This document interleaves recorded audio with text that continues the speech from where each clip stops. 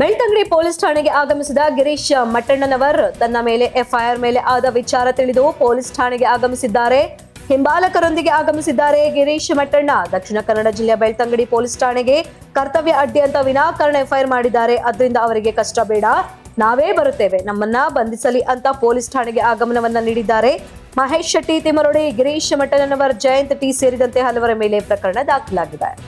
Girish Mattannavar, Mahesh Shetty Thimarodi, Jayant T ಮತ್ತು ಇತರ 30 ಜನರ ಮೇಲೆ ಎಫ್ಐಆರ್ ಅಂತ ನಮಗೊಂದು ಸುದ್ದಿ ಬಂತು. ಅದು ಆಮೇಲೆ ನಾವು ಕೂಡ ಕೇಳ್ಕೊಂಡಿವಿ, ಬರೀ ಅದು ಗಾಳಿ ಸುದ್ದಿ ಎಲ್ಲ ಕೇಳ್ಕೊಂಡಿವಿ, ಹೌದು ಆಗಿದೆ ಅಂತ ಹೇಳಿ.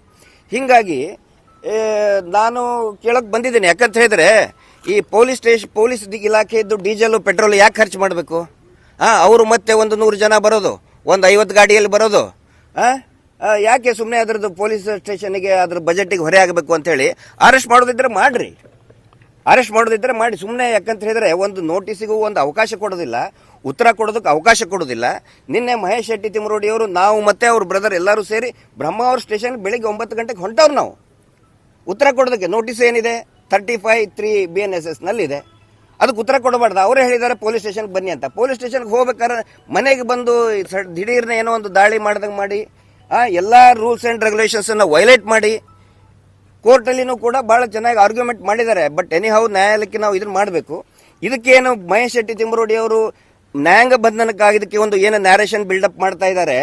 ಈ ಅತ್ಯಾಚಾರಿಗಳ ಒಂದು ಅತಿ ದೊಡ್ಡ ಕುತಂತ್ರ ಏನಿದೆ, ಅವ್ರು ಏನ್ ಮಾಡ್ತಾ ಇದ್ದಾರೆ ನೋಡಿ, ಇದು SIT ಭೀಮಾ ಸುಳ್ಳು ಹೇಳ್ತಾ ಇದ್ದಾನೆ, ಹಿಂಗಾಗಿ ಸುಳ್ಳು ಹೇಳಿದ್ದಕ್ಕೆ ಮಹೇಶ್ ಶೆಟ್ಟಿ ತಿಮರೋಡಿನ ಅರೆಸ್ಟ್ ಮಾಡಿದ್ರು ಅಂತ ಒಂದು ಸುಳ್ಳು ಪ್ರಚಾರವನ್ನ ಮಾಡ್ತಾ ಇದ್ದಾರೆ.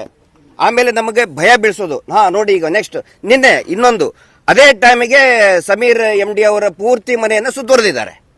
ನಿನ್ನೆ ಬೆಂಗಳೂರಿನಲ್ಲಿ ಧರ್ಮಸ್ಥಳದ ಪೊಲೀಸರು, ಬೆಂಗಳೂರು ಪೊಲೀಸರು ಸಮೀರ್ MD ಮನೆಯನ್ನ ಕಂಟಿನ್ಯೂಸ್ 4-5 ಅವರ್ಸ್ ಸುತ್ತುವರೆದಿದ್ದಾರೆ. ಬೇಲ್ ಆಗಿದ್ದಕ್ಕೆ ವಾಪಸ್ ಬಂದಿದ್ದಾರೆ. ಇಲ್ಲ ಅಂತಂದ್ರೆ ನಿನ್ನೆ ಅವನು ಅರೆಸ್ಟು.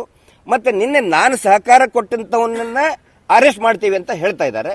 ಸೊ ಅರೆಸ್ಟ್ ಮಾಡ್ಲಿ, ಭಯ ಪಡಿಸ್ತಾ ಇದ್ದಾರೆ. ನಾವು ಸೌಜನ್ಯ ಹೋರಾಟಗಾರರು ಭಯವನ್ನೇ ಪ್ರಶ್ನಿಸ್ತೇವೆ ನಾವು.